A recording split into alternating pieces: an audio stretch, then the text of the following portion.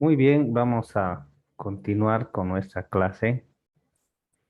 Y la anterior vez estábamos hablando de algunos ensayos que son importantes realizar a los materiales de construcción para garantizar la buena ejecución y la calidad que tiene la obra. Hay una regla que es importante, que ya lo habíamos estado viendo eh, mucho más antes. Mientras mejor calidad sean los materiales y también haya un mejor control en la ejecución de la obra. ¿Cómo influye esto en la durabilidad de una estructura? ¿Qué podrías decir al respecto? ¿Qué influencia tiene en la durabilidad de una estructura? ¿Qué les parece? ¿Mm? Dije, si es de mejor calidad, entonces eso nos da a conocer que la estructura o la que construyas más o menos te va a durar más tiempo, dije, digamos. Claro. Entonces, no es solamente también la calidad de los materiales, sino también el control, ¿no? De la ejecución, porque podemos utilizar una dosificación correcta, eh, aceros bien, todo bien calculado, pero puede haber muchos errores en la ejecución. Por ejemplo, ¿qué cosas se podrían hacer mal con el hormigón? ¿Mm? ¿Qué cosas se podrían hacer mal?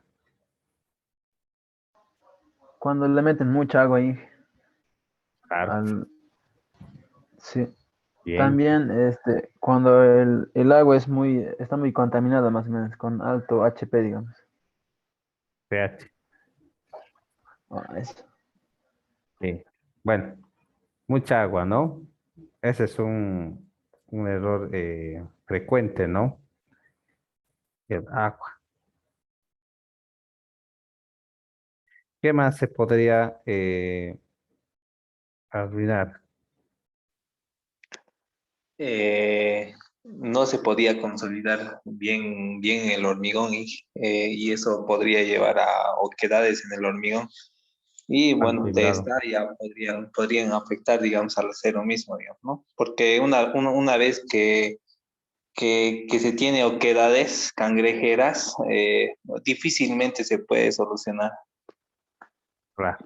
Se dan soluciones, pero ya no es como el hormigón mismo, digamos. Mm. Se pierde el elemento monolítico, ¿no?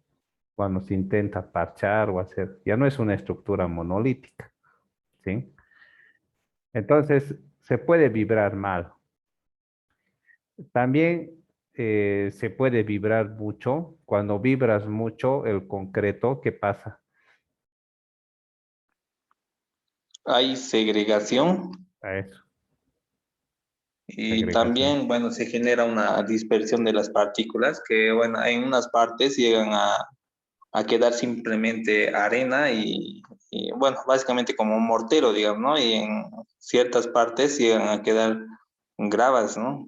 Exceso de cantidad de gravas. Eso. Entonces, eso podría salir mal, ¿no? O incluso se puede colocar mal el concreto, ¿no? Se lo puede lanzar, por decir, desde más de 2 metros y también puede haber segregación. Y puede haber una mal puesta de obra del concreto que puedes arruinarlo, ¿no? Aunque esté bien preparado, ¿sí? Y lo mismo, ¿no? El acero, se ha hecho algunos estudios recientes y se ha descubierto que el acero que presenta óxido tiene mejor adherencia que el acero que no está oxidado. Y alguna vez he visto que algunos albañiles bien intencionados, cuando ven al acero bien oxidado, lo pasan con aceite, ¿no? Para quitar el oxidado, ¿no? Para que se vea bonito, ¿no? Pero cuando hacemos eso, le pasamos con aceite, ¿qué estamos ocasionando a la obra? ¿Mm? Más bien, buenas noches, Inge, ahí lo separamos del hormigón del acero, pues. Claro, es un grave error, ¿no?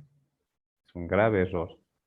Y Eliminamos la adherencia. justamente en esos proyectos he tenido ese problema que el acero traía muy corroídos y yo lo que hacía era hacerlo limpiar con un trapo. Y alguna vez otros colegas mencionaron de que lo ideal sería colocarlo antioxidante líquido. Ujú. Pero ese es un error, ¿no? Es un error ese. Cepillo Inge, metálico.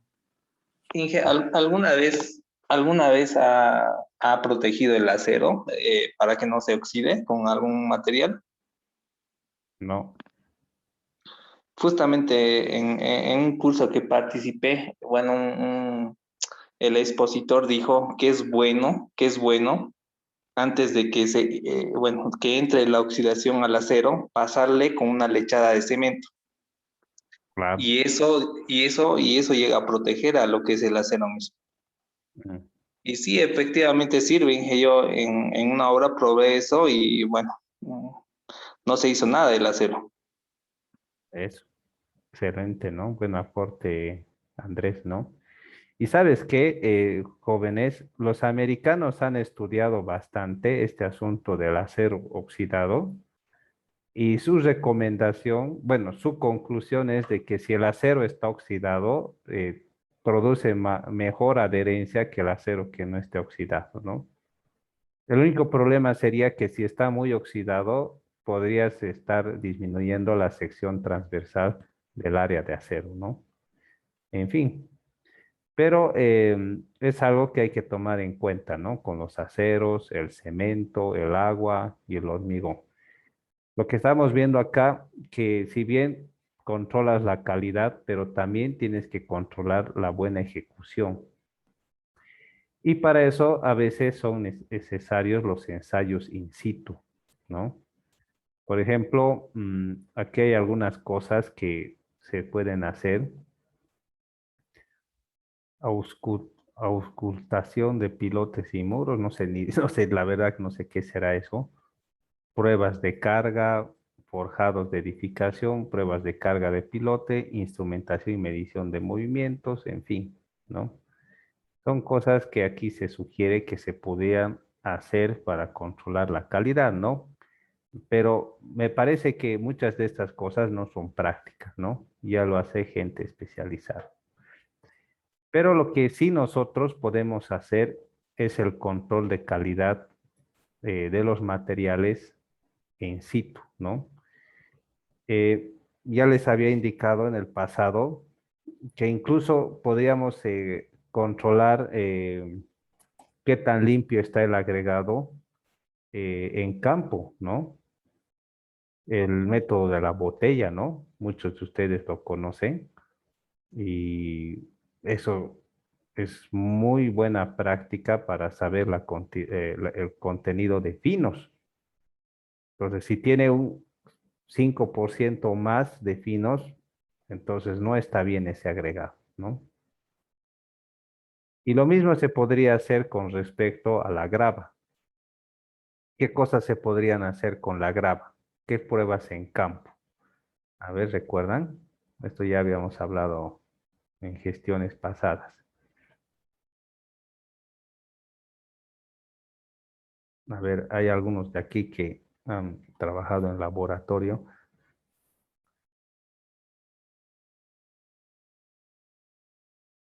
Con la grava, ¿qué cosas podríamos hacer? ¿Mm? Se hace un análisis en un equipo, si no me equivoco, se da vueltas, algo así, ya me olvidé.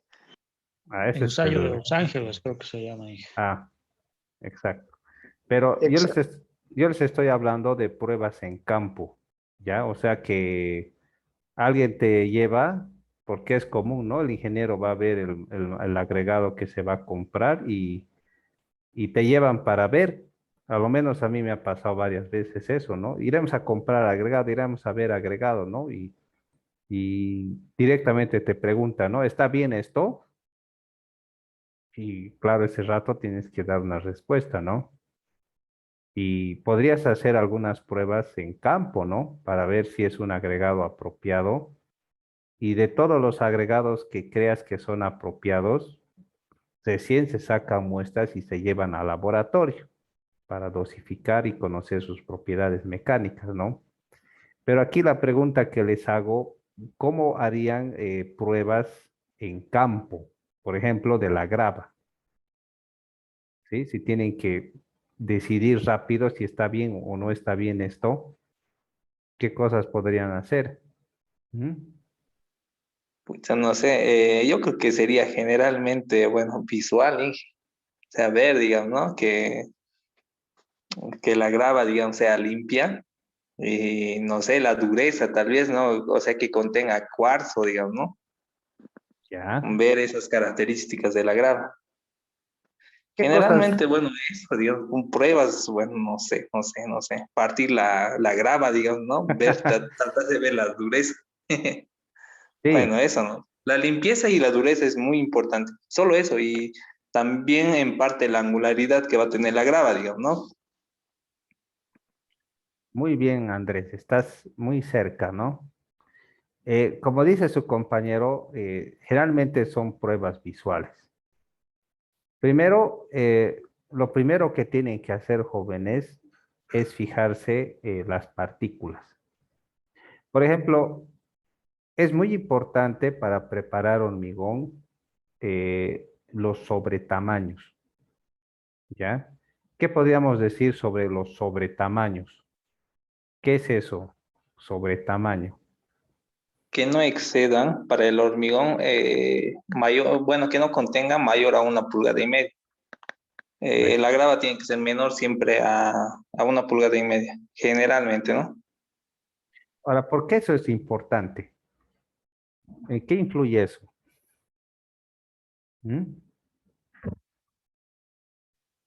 Porque en el hormigonado, cuando se está realizando el hormigonado, no es verdad que en las vigas hay fierro para que esa partícula, para que el agregado ceda, o sea, pase el fierro y no quede cangrejeras o huecos dentro del hormigón.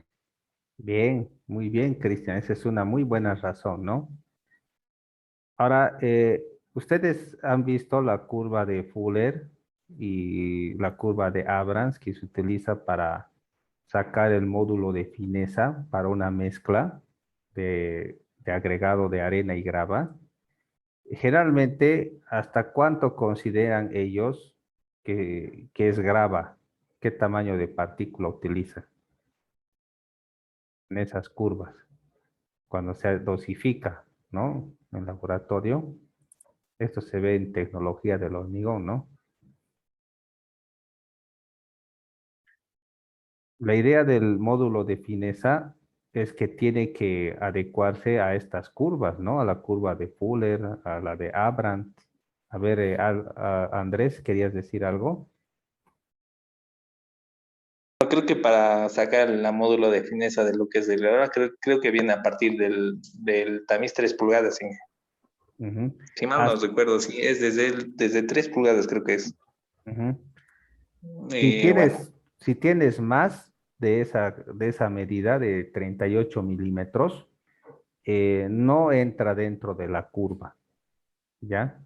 Si no entran partículas que están por abajo, ¿no? Ariel, ¿querías decir algo?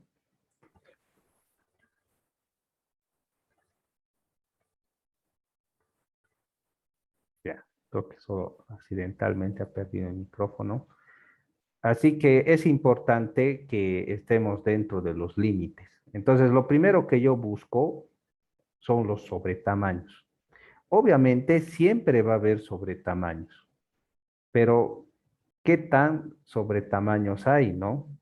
O sea, es mucha la cantidad de los sobretamaños, porque eso es un problema, ¿no? Porque cuando a veces el mixer descarga, los albañiles se encuentran una piedra de ese tamaño, ¿no? Y están sacando de la mezcla, y eso perjudica, ¿no? Al hormigón, no lo ayuda, ¿no? Le quita volumen, hace variar el peso. Por ejemplo, la dosificación con el ACI es en base a peso, ¿no? Y todo eso hace equivocar, ¿no? Así que primero hay que buscar los sobretamaños. Si tiene mucho sobretamaño, entonces ya hay un punto desfavorable. Dos, hay que ver el color, ¿sí? El color del agregado. Por lo general, un buen agregado, ¿qué color tiene? ¿De qué tipo de rocas está compuesto? De cuarzo generalmente. Bueno, suelen ser, digamos, ahí eh, de color gris y blancos generalmente, Esos. ¿no? Eso se llama metacuarcita, ¿no ven? La metacuarcita, cuando es gris y es blanco. Son rocas metamórficas, ¿no? Entonces hay que buscar ese tipo de rocas. Entonces uno agarra así una cantidad en la mano y se fija qué cantidad de rocas de otro color hay. Por ejemplo, si encuentra rocas medio amarillas, medio rojizas, ¿qué tipo de roca es eso? ¿Mm?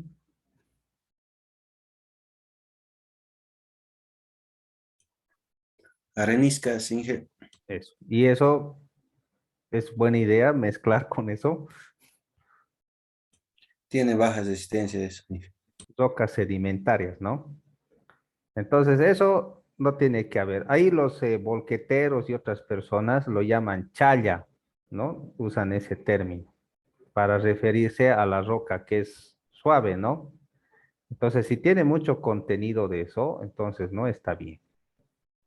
Y por último, podríamos fijarnos en la forma de las partículas. Estamos buscando partículas angulares o redondeadas.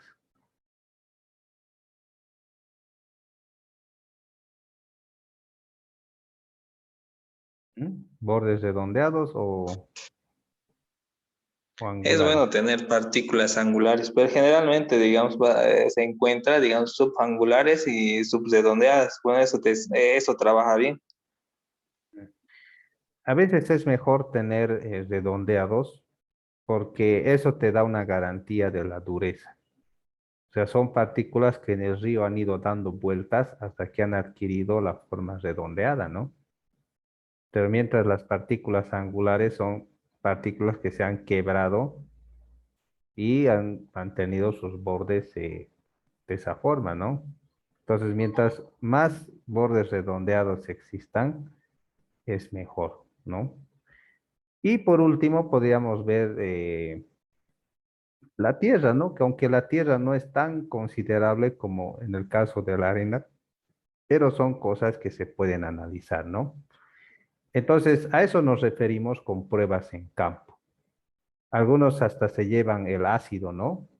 Y lo hacen gotear para descubrir carbonatos, porque los carbonatos no son buenos para el cemento, ¿no? Entonces hay que descubrir carbonatos. He visto que hay otros que tienen su martillo de geólogo y le dan un golpe, ¿no?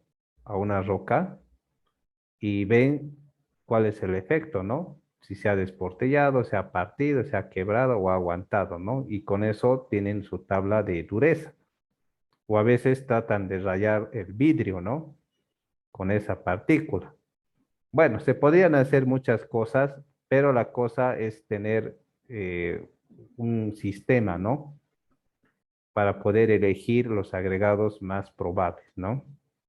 Y cuando ustedes descubran algo que está bien, que tiene razonablemente pasa todo, entonces pueden sacar una muestra para hacerla analizar en laboratorio de las muestras, de los tipos de agregados que crean que son adecuados, ¿no?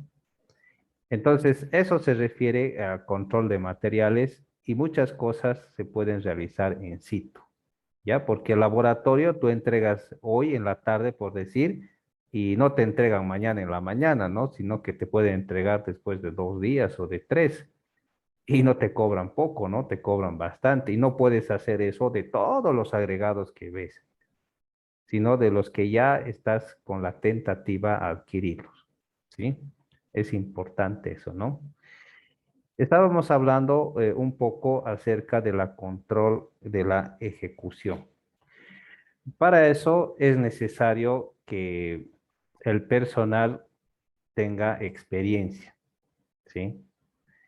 Porque ya les había dicho que hay personal que está orientado a ciertas áreas, ¿no? Hay albañiles que son pavimenteros, conocen el trabajo de pavimento, y hay otros que saben del asunto de alcantarillado, saben colocar tubos, saben hacer cámaras y saben cosas relacionadas al alcantarillado, ¿no? Hacen bien las obras de arte y demás, ¿no? Y así hay diferentes trabajadores de acuerdo a cada especialidad y sección, ¿no? Así que es importante que entre el equipo, ¿sí? Que tú tienes, haya por lo menos alguien que pueda entrenar y dirigir a las personas, ¿ya? Entonces alguien que sabe, un maestro, empieza a dirigir y los demás aprenden y con el tiempo ya tienes tu equipo de personas experimentadas para cierto trabajo.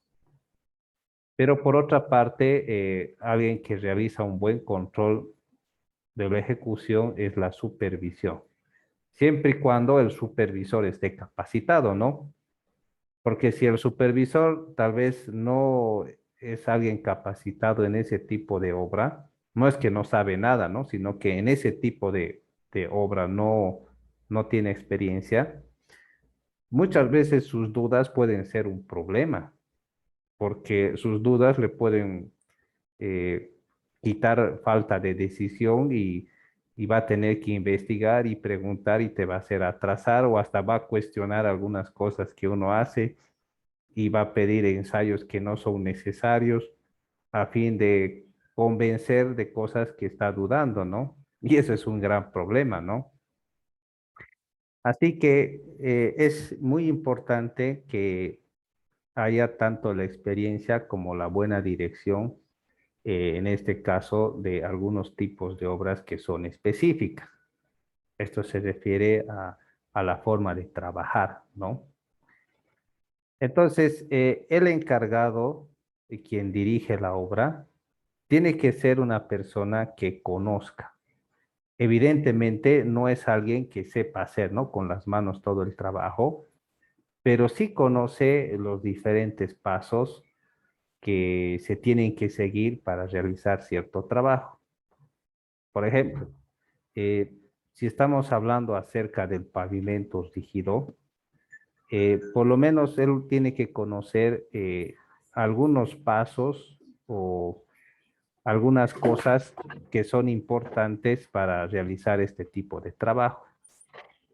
Primero, antes de vaciar el pavimento rígido, hay que mojar la plataforma con agua, ¿sí? Uno. Dos, eh, una vez colocado el pavimento rígido, hay que reglear, ¿no? Tres, hay que saber el punto donde se tiene que hacer la junta fría, ¿no? Cuatro, hay que empezar a peinar, ¿no? Para darle la textura. Y cinco, hay que saber en qué momento tienes que poner el aditivo antisol. Y seis, tienes que tapar adecuadamente, ¿no? Y tener cuidado con respecto al viento, ¿no? Más que todo, ni siquiera tanto al sol, sino al viento, ¿no? Y la sombra también es perjudicial, ¿no? Porque una parte le puede dar sombra y otra parte le da sol y no seca igual, ¿no? Y puede haber fisuras por contracción. Entonces son cosas que a medida que uno va trabajando se va dando cuenta y es importante que el encargado conozca estos asuntos y sepa por lo menos dar la logística o la dirección para que se tomen algunas medidas. Los albañiles saben cómo van a trabajar, saben cómo van a jalar el hilo, saben cómo van a hacerlo rectito, cómo van a hacer los cortes y todas esas cosas. Ese es su trabajo. Pero necesitan una orientación en el sentido de que les digan, primero vamos a hacer esto, luego vamos a hacer esto. ¿Por qué? Porque en la tarde le da la sombra y no podemos vaciar muy tarde. Tenemos que empezar por aquí, si no nos vamos a cerrar y cosas así, ¿no? Entonces es importante la experiencia de un encargado, ¿sí? Un encargado que sepa cómo hacer bien el trabajo. Bien. Y también la supervisión tiene que controlar la buena ejecución de los trabajos, ¿no? Hay buenos y malos supervisores, ¿no? Los buenos supervisores simplemente saben qué momentos van a venir y qué momentos y cómo van a controlar, ¿no? Me acuerdo de un supervisor que solo se aparecía el día de la vaciada, ¿no? Porque eso era lo más importante, ¿no? Y lo único que le interesaba era sacar cilindros y en vez de colocar así, ¿no? Algunas fechitas, él agarraba sus dedos y marcaba con su huella digital los cilindros para decir, ah, yo estoy marcando estos cilindros y estos mismos me van a romper, ¿no? En mi presencia, ¿no? No van a ir a fabricar cilindros en su planta y estos los van a botar, ¿no? Entonces él conocía ya todas esas jugadas, ¿no? De algunos constructores. Así que a veces la buena supervisión también ayuda a los trabajadores y también al encargado de una obra a mejorar, ¿sí? Es como una especie de escuela, ¿no? Así que es importante que haya una buena ejecución y también un buen control. Y en todo momento se tiene que mantener lo que es la ética profesional. Eso significa que cualquier obra y cualquier cosa que se esté haciendo siempre tiene que ser a conciencia, no, no tratar de hacer cosas que violan la ética, como por ejemplo, algunas veces he visto que nos faltaba tender más metros lineales de tubería porque de esa forma cumplíamos el contrato, pero ya se salía de los precios, así que digo, no, no, ya no tiendan este tramo, pónganlo en el plano que existe esta tubería, pero no va a haber, ¿no? Y así lo han hecho pasar, ¿no? ¿Por qué? Porque el supervisor no venía a controlar, ¿no? Directamente aprobaba todo, ¿no? Entonces, eso es falta de ética profesional, ¿no? Las cosas tienen que hacerse bien, de forma honrada, correcta, y eso siempre es bueno para todos, ¿no?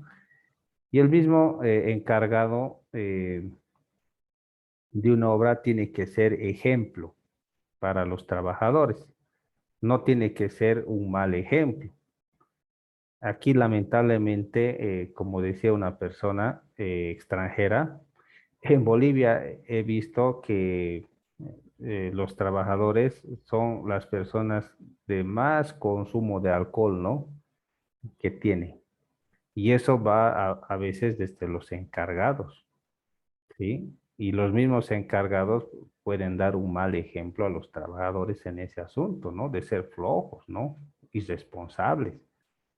Entonces, no, no puede ser eso, ¿no? Tiene que haber ética profesional y el mismo encargado tiene que ser ejemplo, ¿no? Para los mismos trabajadores.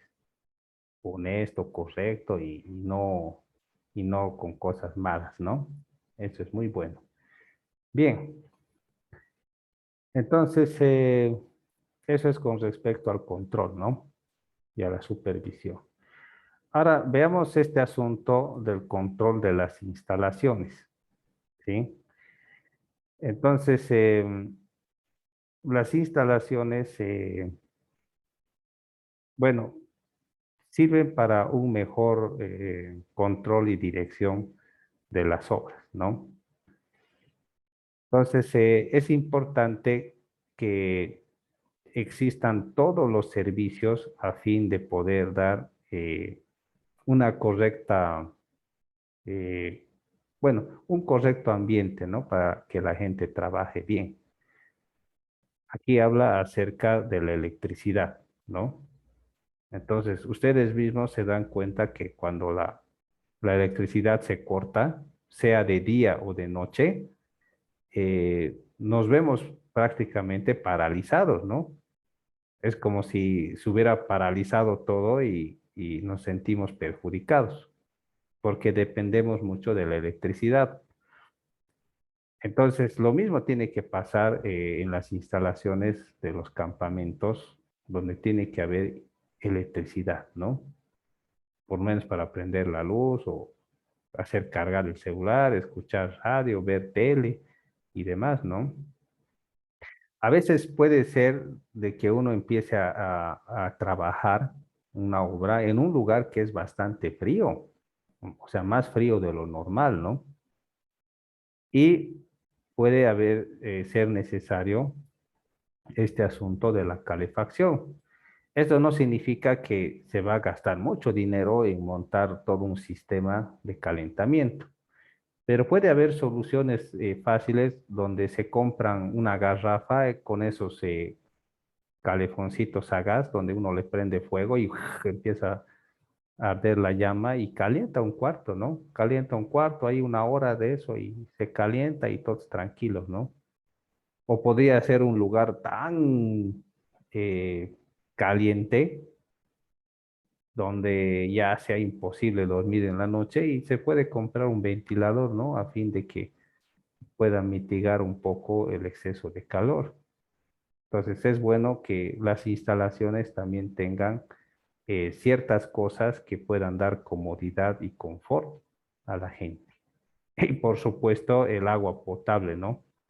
Se corta el agua, también nos vemos en una situación donde no sabemos qué hacer, ¿no? Entonces la gente necesita agua para tomar, ¿no? Y dentro del trabajo también es importante que haya agua disponible para los trabajadores, ¿no? Si es una construcción de hormigón armado, tiene que haber agua disponible, ¿no? Donde uno vaya, se saque agua y empiece a tomar la cantidad que crea conveniente. Eso en cualquier tipo de obra es saludable, ¿no? Porque se ha investigado que cuando las personas se encuentran hidratadas, trabajan mejor, ¿sí? Tienen más resistencia. Aquí de instalación de gas, una garrafa para hacer hervir agua, para cualquier cosa, tener una letrina o un baño, teléfono y quizás otras cosas que puedan ayudar, ¿no? A veces me acuerdo que en otros lugares hay mucho mosquito, ¿no? Mucho mosquito y han comprado eh, mosqueteros, ¿no? Para los trabajadores y todos tranquilos, ¿no? Entonces, eso es dar una buena calidad de vida. Y es importante que las instalaciones puedan contar con todo eso. Entonces, la gente que se siente cómoda también trabaja mejor, ¿sí? Algo que es importante es la seguridad industrial en la construcción. ¿Qué diríamos que la seguridad es un factor importante que no se tiene que pasar por alto? ¿Mm? ¿Qué dirían ustedes?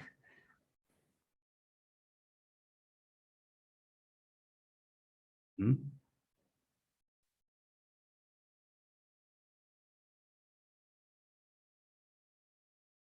¿Qué opinan ustedes?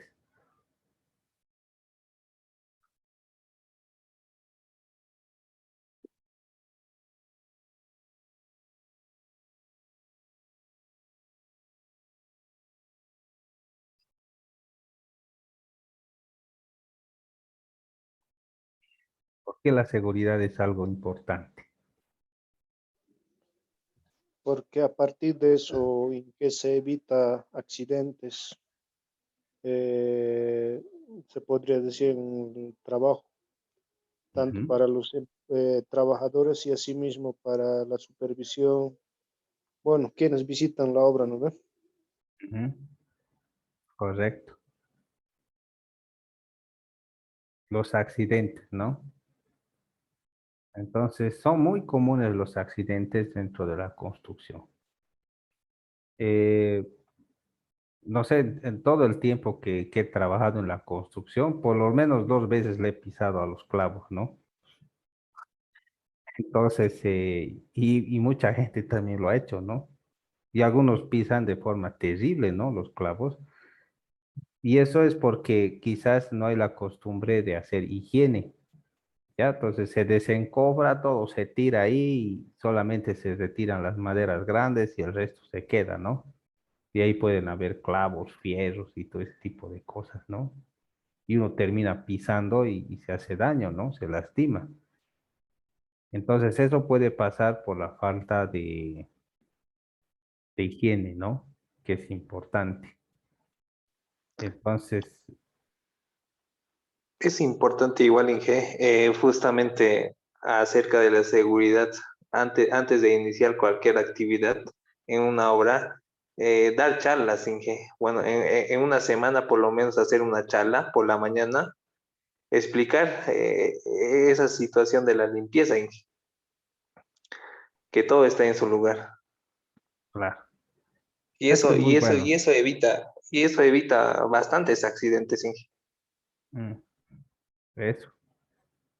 Entonces, esa ley y algunas normas internacionales acerca de la seguridad explican que algunas empresas que siguen estas leyes estrictas hacen ese tipo de charlas todos los días antes de empezar a trabajar, ¿no? Y no sé si han visto que en esas empresas grandes tienen una caseta, ¿no? Y todos antes de la hora tienen que registrarse y entrar. Entonces ya se cumple la hora, se cierra la puerta de la empresa y no se deja entrar a nadie. No entra nadie más que ha llegado tarde. ¿Por qué? Porque según ese reglamento se hace una charla sobre la seguridad durante unos 10 o 15 minutos sobre cosas que se tienen que hacer y cosas que no se tienen que hacer. Y las personas que llegan tarde no escuchan esa charla y son los primeros que pueden empezar a violar esas recomendaciones. Así que no se deja entrar a los que llegan tarde y solamente entran los que llegan temprano y escuchan esa charla. Y por turno eligen a un obrero que le ponen un ponchillo especial que se encarga de revisar la seguridad en toda la obra. O sea, su trabajo por ese día va a ser revisar la seguridad. Está mirando y ve que nadie esté infringiendo las normas de seguridad. Entonces, eso evita que pasen muchos accidentes, ¿no?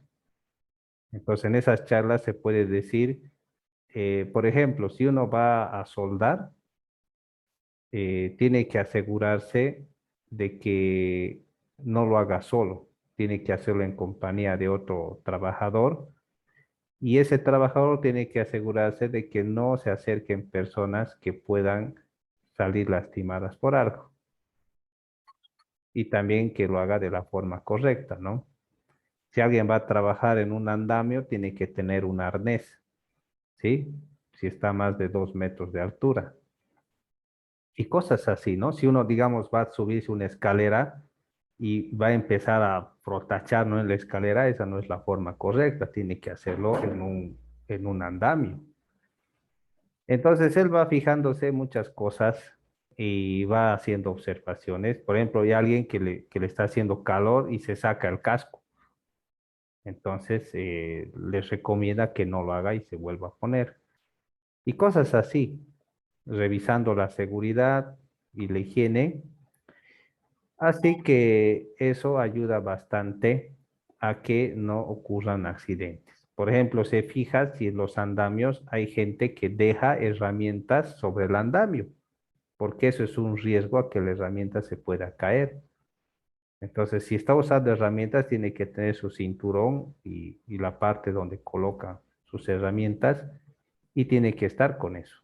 Y no puede colocar herramientas sobre el andamio donde sin darse cuenta lo patea y se cae abajo. Se fija si hay cintas de seguridad, de no pasar y muchos otros detalles que implican la seguridad, ¿no? Entonces, cualquier accidente, la empresa es responsable, ¿sí? La empresa es responsable de los accidentes. Y los precios unitarios y las leyes también, el gobierno paga o sea, dentro de los precios para que el personal esté asegurado, ¿no? O sea, tenga beneficios sociales y tenga herramientas de seguridad o protección, ¿no? Está pagado todo eso. Así que como está pagado, la supervisión exige dónde están los guantes, dónde está el casco, dónde están los lentes, zapatos de seguridad y cosas así, ¿no? Porque está pagado ya, ¿no? Entonces, algunos por ahorrar no lo provee y al final el trabajador trabaja como puede y como quiere, ¿no? Y eso no está bien, ¿no? Bien, así que es una ley. Fíjense con respecto a la higiene, en una obra donde hay 1 a 5 personas, tiene que haber un inodoro de hombres y uno de mujeres. Ahora, si es que hay entre 20 a 30 personas, 3 baños de hombres y 3 baños de mujeres, ¿no? Y si hay más baños de mujeres que de hombres, ¿no? Las duchas también, urinarios y lavamanos también, ¿no? Entonces, este decreto, la 16998, establece la cantidad de servicios que debe tener dependiendo al número de trabajadores. Entonces, no es el criterio nomás del dueño, ¿no? O un encargado, sino es de acuerdo a un reglamento que se tiene que cumplir, ¿no? También se establece, fíjense, que los compartimientos de los inodoros no podrá ser menos de 1,80, ¿sí? De altura. Y el espacio mínimo donde se instalará un inodoro tiene que ser de 1 metro por 1,50, ¿sí? Entonces, estas son algunas reglas que pone con respecto a los baños, ¿no? Vamos a ver otra tabla. Aquí habla acerca del tamaño de los comedores. Para menos de 25 personas tiene que ser una superficie de 18,5 metros cuadrados como mínimo. Y mientras más gente haya, entonces esta cifra va creciendo, ¿sí? Y tiene que ser así, ¿sí? Entonces eso con respecto a la seguridad y el asunto de la higiene. ¿Qué cosas debe contener y estar a disposición? Ahí están las famosas botas, ¿sí?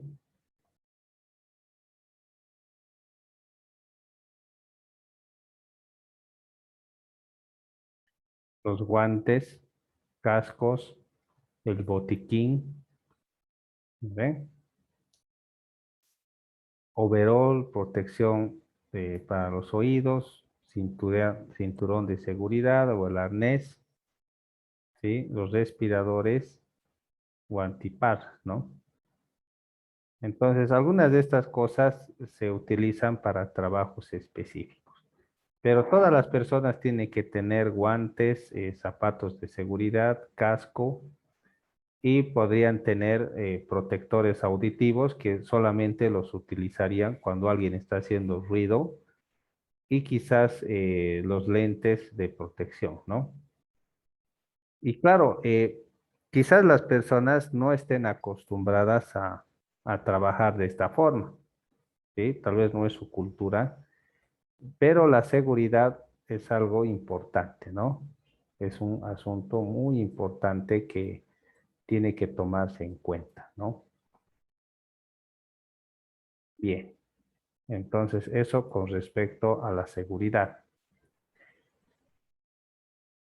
Ahora vamos a ver cuál es el esquema de organización de una empresa constructora, ¿no? Y vamos a ver acá, esto es para una empresa grande, este es el organigrama, que no lo han puesto, no hay el organigrama, ¿no? Ujú. Bueno, pero aquí están todos los datos, ¿no? Primero es la gerencia general, ¿ya? Ahí en la gerencia general es donde se realiza la administración misma de la empresa, ¿sí? Hay varias denominaciones, como dice aquí, que podría ser sociedad anónima, eh, respons- eh, LTDA, responsable limitada, o podría ser una unipersonal. ¿Por qué algunos, o podría ser SRL, ¿no? ¿Por qué algunos prefieren escoger SRL o sociedad anónima? ¿Alguien sabe eso? Y no, digamos, a un título personal. A ver, ¿dónde está el Jorge Torrico? Buenas noches. SRL es unipersonal, ¿no? Y sociedad anónima compone varios integrantes de una empresa. Ujú. Ahora, pero por qué SRL? A mi entender, Inge, una Sociedad SRL limitada, ¿no? tiene más formas de poder respaldarse, podría decir, sus documentaciones. No es como de una unipersonal. Una unipersonal no pagas los impuestos y te atacan a tus cuentas. Eso. Ahora en una SRL solamente se contempla los bienes que se tiene a partir de la creación de la SRL. Bueno, a mi entender es eso, Inge. Sí, eso es, ¿no? Esa es la razón, ¿no? Porque cuando hay problemas, rescisión de contrato y ese tipo de cosas, entonces te pueden desplumar, ¿no? Si es que es a título personal, ¿no? Por ejemplo, empresa constructora Álvaro Serna, ¿no? Entonces ya a él lo van a desplumar, ¿no? Sus cuentas, todo lo que está a su nombre lo van a atacar, ¿no? Pero si es una SRL, entonces solamente a lo que involucra a la empresa, ¿no? Y no a la persona, ¿no? Ni a lo que está en sus bienes, ¿no? Entonces, esa es la diferencia, ¿no? Por la que muchos hacen registrar como SRL. Así que dentro de lo que es la gerencia, el gerente ya tiene que analizar todo ese asunto, ¿no? Algunos gerentes, incluso todos sus bienes, no lo ponen a su nombre, sino nombres de sus parientes o personas muy allegadas a ellos, ¿no? Porque si ocurre un problema legal, lo pueden desplumar, ¿no? Y le quitan todo al fin. Así que es importante que la gerencia pueda hacer todo ese tipo de administraciones. Se encarga de esta parte legal, de este tipo de decisiones, a dónde se va a meter, qué rumbo va a dirigirse la empresa y demás, ¿no? Ahora, debajo de la gerencia general está el asunto de relaciones públicas, la propaganda, el marketing. Estamos hablando de una empresa grande, ya no de una empresa pequeña, ¿no? Así que ofrece sus servicios y para eso necesita marketing, ¿no? Necesita también un departamento legal, donde siempre hay cuestiones legales que tienen que atenderse, como permisos, licencias. eh, Algunos trabajadores pueden reclamar beneficios sociales, entonces los departamentos legales se encargan de todo esto, contratos, personal. Tiene un departamento de contabilidad porque la contabilidad es un asunto importante, ¿no? Especialmente por el asunto de los impuestos, ¿no? Entonces, los impuestos, a medida que uno va creciendo en patrimonio y va facturando, deja ya impuestos normales y empieza a subir de categoría, ¿no? Algunos entran a lo que es el GRACO, ¿no? Grandes contribuyentes porque facturan más de 1 millón y ya les empiezan a revisar de otra forma, ¿no? Entonces, tiene que haber todo un equipo de contabilidad que se mantenga al día con respecto a estos asuntos contables, ¿no? Hay libros, hay muchas cosas implicadas dentro de la contabilidad donde se tienen que pagar impuestos y cuando no se pagan estos impuestos o se quiere pasar por encima de estos impuestos, las multas son fuertes, ¿sí? Son muy fuertes las multas. Así que son cosas que se tienen que tomar en cuenta, ¿no?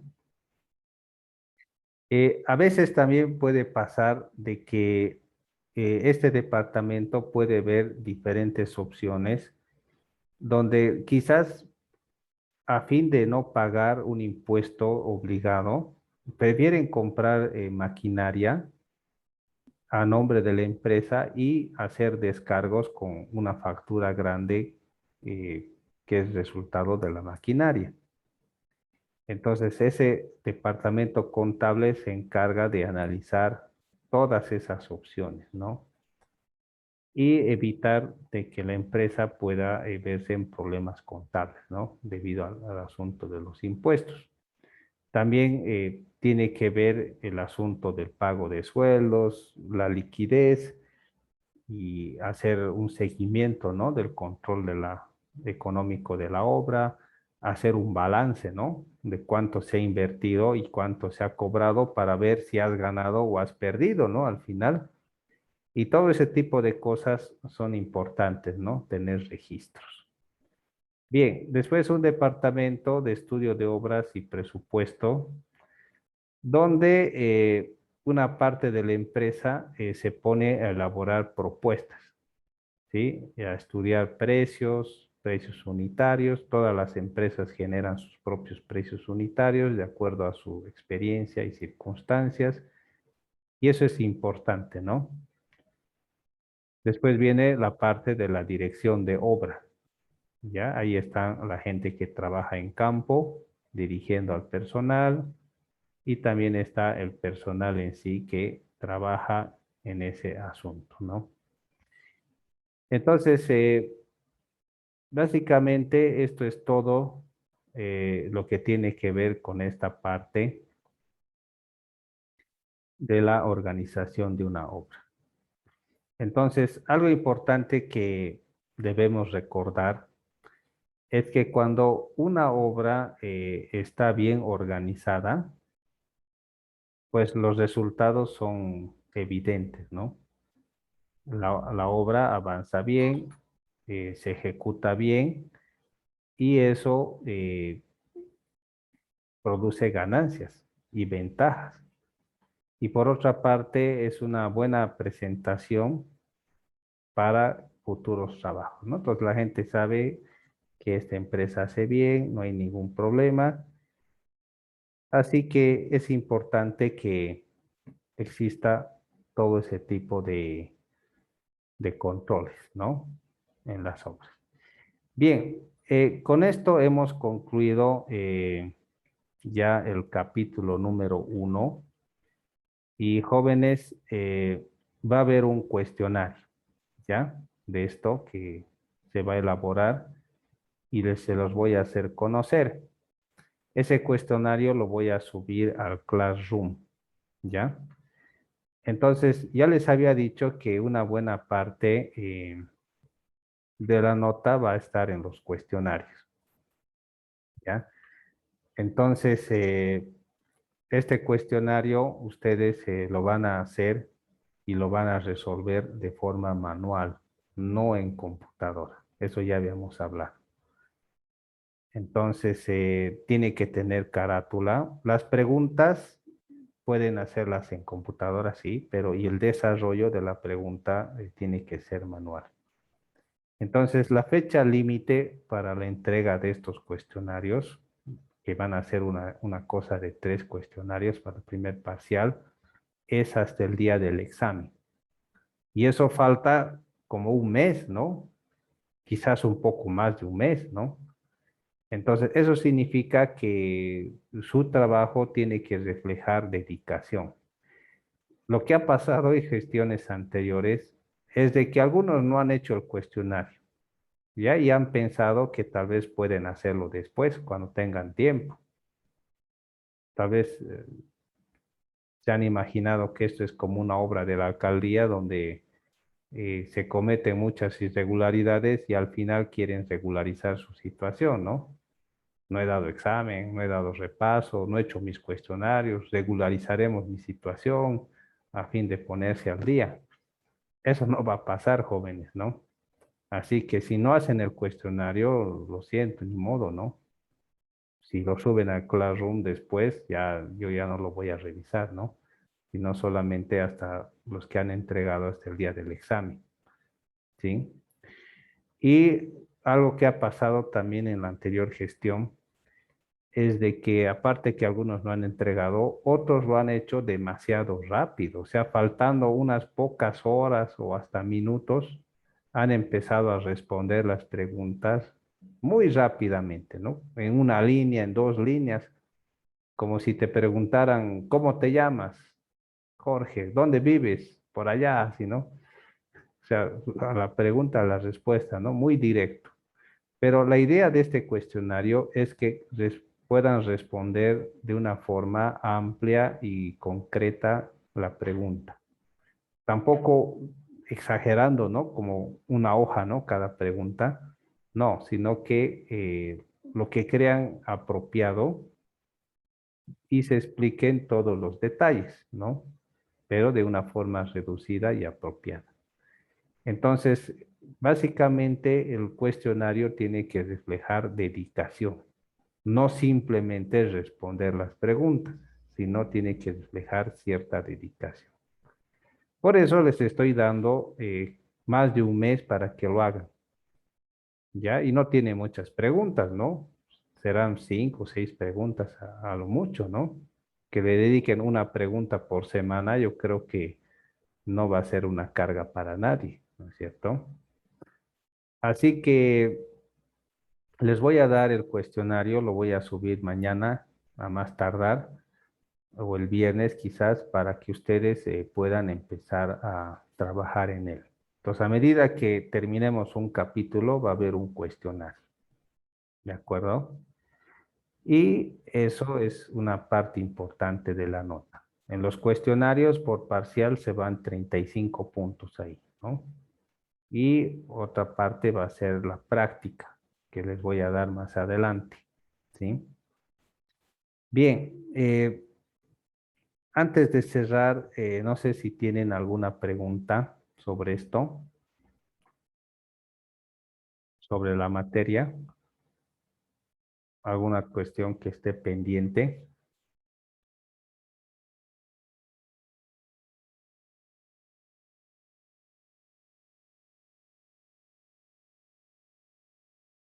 Creo que no. Ya. Saquemos una evidencia, por favor. Pueden prender sus cámaras.